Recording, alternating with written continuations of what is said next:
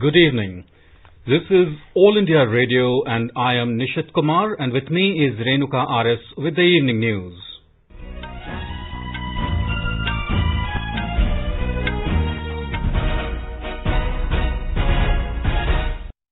The headlines. India conducts a record over 9 lakh COVID-19 tests in a single day. Fatality rate declines to 1.90%.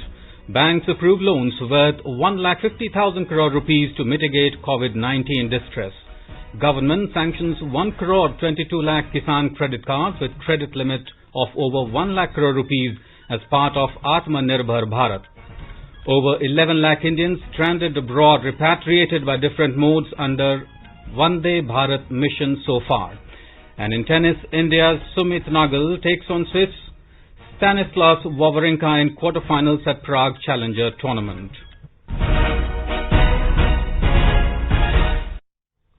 India today conducted a record high of more than 9 lakh COVID-19 tests in a single day. Health Minister said India is poised to see an exponential increase towards its resolve of testing 10 lakh samples daily. The cumulative tests have reached to more than 3 crore 25 lakhs. Expanded diagnostic lab network across the country and effective measures to facilitate easy testing have given a substantial boost to the present numbers. The tests per million have also seen a sharp increase to over 23,600. India's total COVID-19 recoveries have reached nearly 21 lakh today. The minister said this has been made possible because of effective implementation of the policy of testing aggressively, tracking comprehensively, and treating efficiently. During the last 24 hours, with recoveries of 58,794, India's recovery rate amongst the COVID-19 patients has reached to nearly 74%. The case fatality rate continues to show steady decline and now stands at 1.90%. Nearly 30 states and union territories in the country have even lower fatality rate than the national average. The Health Minister said that around 69,000 new cases of COVID-19 have been registered in the country in the last 24 hours, taking the total number of cases to 28,36,926. Presently, the total number of active corona cases in the country is 6,86,395. In a single day, 977 deaths have also been reported, taking the toll to 53,866. A total of 11.2 lakh Indians stranded abroad have been repatriated by different modes under the Vande Bharat mission till now. Briefing media in New Delhi this evening, External Affairs Ministry spokesperson Anurag Srivastava said that in the ongoing Phase 5 of the mission, around 500 international flights and 130 domestic feeders have been operated so far from 22 different countries, and they reached 23 airports across India. Around 375 more international flights are scheduled to be operated by the end of this month. Bilateral air bubble arrangements with US, Canada, UK, France, Germany, UAE, Qatar and Maldives are functioning well. Negotiations on air travel arrangements with 18 more countries are presently underway. These countries include Australia, Japan, New Zealand and South Korea. Jal Shakti Minister Gajendra Singh Shekhawat has tested positive for coronavirus. In a tweet, Mr. Shekhawat said he has tested positive for coronavirus infection and hospitalized on the advice of doctors. The minister said those who have come in contact with him in the last few days are advised to get tested and take required precautions. Nearly a third of Delhi's population have antibodies against COVID-19. Delhi's Health Minister Satyendra Jain informed this today in a press briefing, sharing the details of the Sero survey conducted in the national capital. Mr. Jain informed that 29.1% prevalence of COVID-19 antibodies have been found in the latest survey. He said the highest prevalence was found in the Southeast district. The State Health Minister asserted that as per scientists, herd immunity is said to have developed in the community only when the antibody prevalence reaches at least up to 40% of the population. He urged citizens to continue taking all necessary precautions in light of the ongoing pandemic. The Sero survey was conducted in the first week of August. The other two rounds of the survey are scheduled in the first week of September and October. Inter-district bus services of the Maharashtra State Road Transport Corporation, MSRTC, resumed this morning after a gap of almost 5 months, which was stopped in March after the enforcement of lockdown to contain the spread of COVID-19. Earlier, the Transport Corporation resumed intra-district services from May 22 and also ran special buses to ferry migrants to the state borders. It was also operating special services for passengers in the Konkan belt ahead of the Ganesh festival, which will begin on Saturday. More from our Mumbai correspondent. After almost 5 months, the first inter-district bus from Mumbai Central Depot, where the Maharashtra State Road Transport Corporation headquarters is located, left around 8:30 am for Chiploon in Ratnagiri district with 6 passengers boarding at the starting point. The ST made 800 trips by plying 721 buses across the state till 2 pm today afternoon. While allowing the inter-district MSRTC bus services to resume, the state government did away with the condition of e-pass, which was earlier compulsory for passengers in view of the lockdown. The MSRTC said it will be mandatory for passengers to maintain COVID-19 prevention protocols like wearing masks and adhering to the social distancing guidelines. Sweetie Jain, AR News, Mumbai. Kerala confirmed 1,968 new active cases of COVID-19 today. Among the new cases, 1,737 are through local transmission. 48 healthcare workers are also infected by the disease. 9 COVID-related deaths were also confirmed in the state today, taking the total death toll to 191. 1,217 recoveries were also reported today. The total active COVID cases rose to 18,123 in Kerala. The Meghalaya government has decided to amend certain protocols laid down by the Government of India following directions from the ICMR. This was disclosed by Deputy Chief Minister Prasthon Tensong to media after a review meeting. He said anyone entering the state through the entry point set up by the state government will have to go through rapid antigen tests, and if he or she tests positive, the person will be shifted to Corona Care Centre for further investigation. From tomorrow, returnees entering Meghalaya will need to isolate themselves for 10 days instead of the earlier instructions of 14 days. Meanwhile, in Nagaland, 25 new cases of COVID-19 positive reported today, taking the total confirmed cases in the state to 3,583. The Health and Family Welfare Minister S. Pangyuphom in a tweet informed that 215 COVID-19 patients have recovered.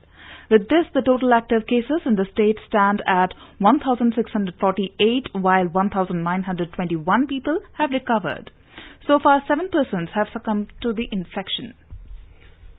Public and private sector banks have sanctioned loans worth over 1,50,000 crore rupees under the Emergency Credit Line Guarantee Scheme. Finance Ministry said more than 1 lakh crore rupees has already been disbursed. The scheme was announced by the government as a part of Atmanirbhar Bharat package to mitigate the distress caused by lockdown due to COVID-19 by providing credit to different sectors, especially MSMEs. Under the scheme, public sector banks have sanctioned loans of over 76,000 crore rupees, and out of which more than 56,000 crore rupees has already been disbursed. The minister said private sector banks have sanctioned loans of over 74,715 crore rupees, and out of which more than 45,000 crore rupees has already been disbursed. The top lenders under the scheme are State Bank of India, Canara Bank, Punjab National Bank, Bank of India, Union Bank of India, and HDFC Bank Limited. Chemicals and Fertilizers Minister D.V. Sadananda Gowda has said that the Department of Pharmaceuticals has taken several measures to create suitable environment for development of domestic capacity in the pharma sector.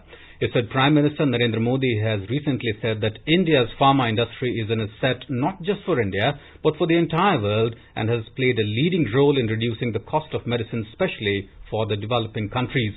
The minister was addressing the inaugural session of the CII's 12th MedTech Global Summit, charting and MedTech route to Atmanirbhar Bharat. Mr. Gowda said that to strengthen the country's drug security, government is committed to build Atmanirbharta, self-reliance in the pharma sector. Mr. Gowda informed that the schemes for development of bulk drug and medical device parks are expected to attract cumulative investment of about 77,900 crore rupees and can generate employment for about 2,55,000 persons. In our series Experts Speak on All India Radio, we bring you the views of the leading medical experts on COVID-19. Talking to AIR News, Director AIMS Delhi, Dr. Randeep Guleria, advised the people to aggressively follow the social distancing and hand hygiene norms to check the spread of COVID-19 infection. Regular hand washing should be done. You should avoid going to crowded places because if someone in the crowd is coughing and has the infection, he can spread to others in the crowded places. And if any member in your family has fever, cough, cold, he should stay at home and avoid going out so that he doesn't spread the infection to other people in the community. President of Public Health Foundation of India, Dr. K. Srinath Reddy said, India is in a much better position as compared to the rest of the world as far as COVID-19 cases are concerned and the measures taken are yielding results. अब तक जो नतीजे निकले हैं उससे पता चलता है कि ये वायरस का प्रभाव को रोकने में हम काफी कामयाबी हासिल कर चुके हैं दूसरे देशों के मुकाबले में। आज का हालात जो है उसमें कोई संशय नहीं है कि हमारा हालात दूसरे देशों के मुकाबले में बेहतर है। Director General of the World Health Organization, Tedros A. Ghebreyesus, has said that COVID-19 vaccine nationalism needs to be prevented. The WHO chief had tweeted that for this reason, WHO is working with governments and the private sector through the ACT Accelerator to ensure that new innovations are available to everyone, everywhere, starting with those at highest risk. You are listening to the evening news on All India Radio. A reminder of the headlines before we move on. India conducts record over 9 lakh COVID-19 tests in a single day. Fatality rate declines to 1.90%. Bank approves loans worth 1,50,000 crore rupees to mitigate COVID-19 distress. Government sanctions 1 crore 22 lakh Kisan credit cards with credit limit of over 1 lakh crore rupees as part of Atmanirbhar Bharat. Over 11 lakh Indians stranded abroad repatriated by different modes under Vande Bharat mission so far. And in tennis, India's Sumit Nagal takes on Swiss Stanislas Wawrinka in quarterfinals at Prague Challenger Tournament. For quick news updates round the clock, follow us on our Twitter handle at AIR News Alerts. Government today said that 1 crore 22 lakh Kisan credit cards have been sanctioned with credit limit of over 1 lakh crore rupees. In an effort to buffer the agricultural sector from the shock of COVID-19, Finance Minister said a special saturation drive is underway to provide concessional credit to farmers through Kisan Credit Card. The Minister said this will go a long way in reviving the rural economy and accelerating agricultural growth. As part of the Atmanirbhar Bharat package, the government had announced provisions of a concessional credit of 2 lakh crore rupees, which is likely to benefit over 2 crore 50 lakh farmers, including fishermen and dairy farmers. Government today said that about 21 crore mandates employment have been provided and over 16,760 crore rupees have been spent under the Garib Kalyan Rojgar Abhiyan. The campaign was launched to boost employment and livelihood opportunities for migrant workers and affected citizens in rural areas in the wake of COVID-19 outbreak. Rural Development Ministry said the campaign is being conducted in mission mode to provide employment to migrant workers who have returned to their native villages of 6 states. These states are Bihar, Jharkhand, Madhya Pradesh, Odisha, Rajasthan and Uttar Pradesh. The ministry said the campaign is empowering villagers with livelihood opportunities in 116 districts of these states. A Memorandum of Understanding MOU was signed between Ministry of Skill Development and Ministry of Shipping today for skill development in port and maritime sector. The MOU is aimed at reskilling and upskilling manpower for the growing maritime industry and development of coastal community. Speaking on the occasion, Skill Development Minister Dr. Mahendra said maritime transport is a critical segment that propels the economic development of the country. Meanwhile, Shipping Minister Mansukh Mandavia said that this partnership will provide vast employment opportunities and better prospects to the youth of coastal areas. Indore in Madhya Pradesh has been awarded as the cleanest city in the country in the Swachh Sarvekshan 2020 awards. The city bagged the position for the 4th time in consecutive years. The awards were presented by the Union Urban Development Minister Hardeep Singh Puri in a function held virtually today. Our correspondent reports that Gujarat's Surat bagged the 2nd position and Navi Mumbai stood at number 3. Swachh Sarvekshan was introduced by the government with the objective of generating large-scale citizen participation in the mission. Nearly 1 crore 87 lakh citizens of 4,242 cities participated in Swachh Sarvekshan Survey 2020. A total of 129 awards were handed over to the top-performing cities and states. Among the towns along the banks of river Ganga, Varanasi has been awarded the cleanest town. New Delhi has been awarded as the cleanest capital city in the country. Chhattisgarh was awarded the first place in the states with over 100 cities, while Jharkhand bagged it in the category of states with less than 100 cities. Jalandhar Cantonment Board was conferred the cleanest cantonment board in the country. Ahmedabad in Gujarat was awarded for being the cleanest city with over 40 lakh population. With Dipendra Kumar, Suparna Saigya, AIR News, Delhi.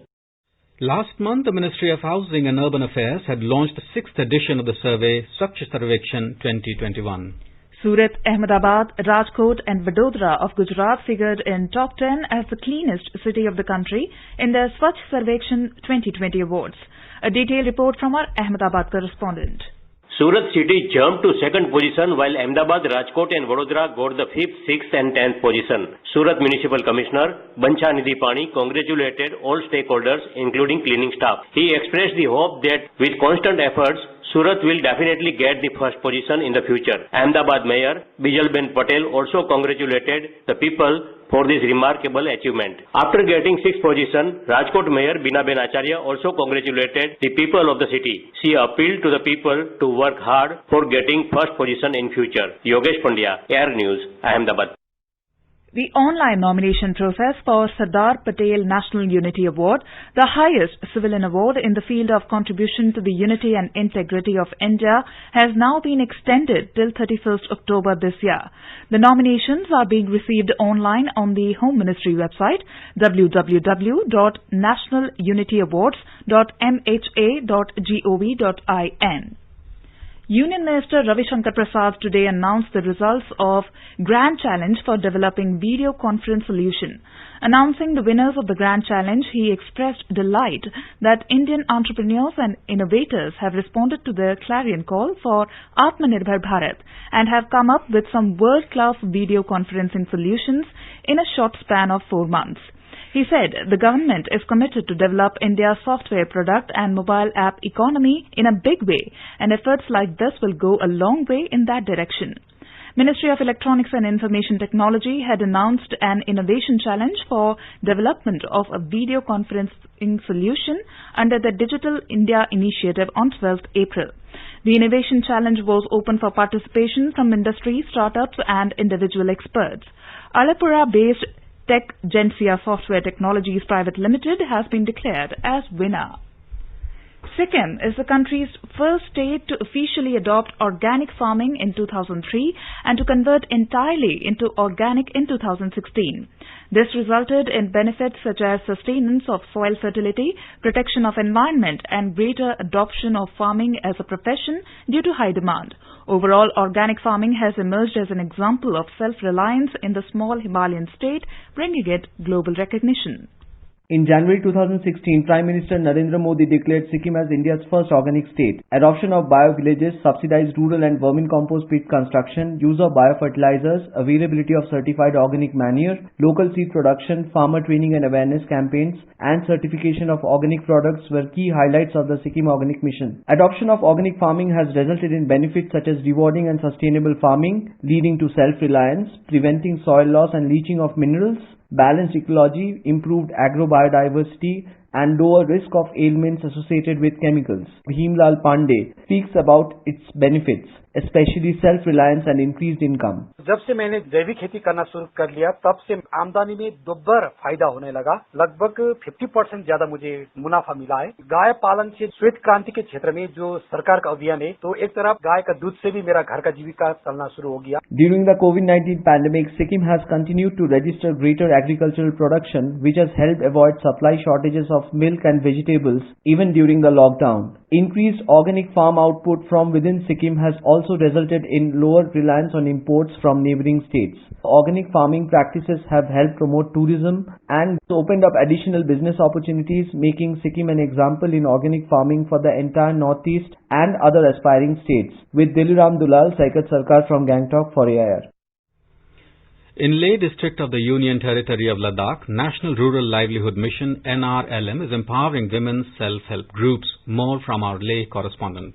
In Leh suburban block of Chishod, over 2,000 women are now actively involved in economic activity in 140 groups. Women are into dairy farming, weaving, agriculture activities, tailoring, knitting, catering services and bakery production and are now earning 20 to 30,000 rupees per month. Assistant Commissioner Development Leh Sonam Chonjo has said, national rural livelihood mission Ladakh में 2015 में launch किया गया था, तो चिशोद block को चुना गया था इसके लिए। चिशोद ब्लॉक में अभी ये स्कीम जो है एनआरएलएम काफी सक्सेसफुली चल रहा है।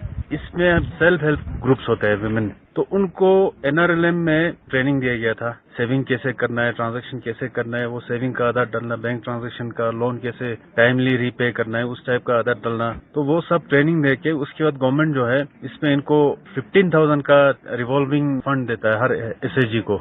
फिर उसके बाद 40,000 का कम्युनिटी इन्वेस्टमेंट फंड देते हैं। तो उसके बाद इनका बैंक लिंकेज किया जाता है। बैंक लिंकेज होने के बाद इनको 3 डोसेज में बैंक लोन देते हैं। जितने भी जो एसएचजीज है 140 चिशोद ब्लॉक में सबका बैंक लिंकेज हो चुका है। कुछ ग्रुप्स इसमें काफी प्रोग्रेसिव है और कुछ इंडिविजुअल जो है ग्रुप में वो भी काफी प्रोग्रेसिव है। Group are utilizing the Leh market and local requirement to market their product and services. The members are provided with bank linkages for financial inclusion. मेरा नाम है ज़ारा बानो। यहाँ पे प्रोडक्ट्स बनाते हैं, जैसे कि कुलचा बनाते हैं, अभी तो मास्क भी बनाते हैं और शॉल बनाते हैं। किसी ने तो गाय का भी लोन लिया है। फायदा तो बहुत है। पहले तो बैंक में जाने के लिए भी डरता था, अभी तो सब इतना होशियार हुआ है कि सब बैंक में खुद जाके खुद वहाँ पे लोन वोन भरते, सारा कुछ करके अब वापस आता है। With Ramesh Chandra, this is Yang Chandolma from Leh Ladakh. The 18th meeting of the Working Mechanism for Consultation and Coordination on India-China Border Affairs, WMCC, was held today. The Indian delegation was led by Joint Secretary, East Asia from the External Affairs Ministry. The Director General of the Boundary and Oceanic Department of the Chinese Ministry of Foreign Affairs led the Chinese delegation. Briefing media, External Affairs Ministry spokesperson Anurag Srivastava said the two sides had a candid and in-depth exchange of views on the existing situation in the India-China border areas. They reaffirmed that in accordance with the agreements reached between the two foreign ministers and the two special representatives, the two sides will continue to sincerely work towards complete disengagement of the troops along the line of actual control in the western sector. India is in touch with Pakistan through diplomatic channels on the Kulbhushan Jadhav case. Replying to a media query, External Affairs Ministry spokesperson Anurag Srivastava said that for a free and fair trial in keeping with the letter and spirit of ICJ judgment, India has asked for Mr. Jadhav to be represented by an Indian lawyer. He said that Pakistan has to first address the core issues, which are giving copies of relevant documents of the case and providing unimpeded consular access to Mr. Jadhav. Foreign Secretary Harshvardhan Shringla visited Bangladesh on 18th and 19th of this month. During his visit, he called on Bangladesh Prime Minister Sheikh Hasina. Briefing media, External Affairs Ministry spokesperson Anurag Srivastava said discussions during the meeting centered on the importance of the 100th birth anniversary of Bangabandhu Sheikh Mujibur Rahman in 2020. The 50 years of the liberation of Bangladesh and the establishment of diplomatic ties between India and Bangladesh in 2021 were also discussed. Ahead of Bihar Assembly elections, 3 RJD MLAs today joined JDU. Parsa MLA Chandrika Rai, Paliganj MLA Jayavardhan Yadav and Kyoti MLA Faraz Fatmi resigned from RJD and joined Nitish Kumar-led JDU. With joining of these MLAs altogether, 6 RJD MLAs have so far joined JDU. In Bihar, flood situation continues to be grim in affected areas of the state. Flood water of Gandak has engulfed fresh areas of Saran and Gopalganj districts of the state, while surging water of river Ganga is spreading in low-lying areas of Patna, Bhagalpur and Khagaria. Over 81 lakh people spread over 1,317 panchayats of 16 districts are reeling under the impact of floods. Darbhanga district remained the worst hit, with more than 20 lakh people affected by the floods.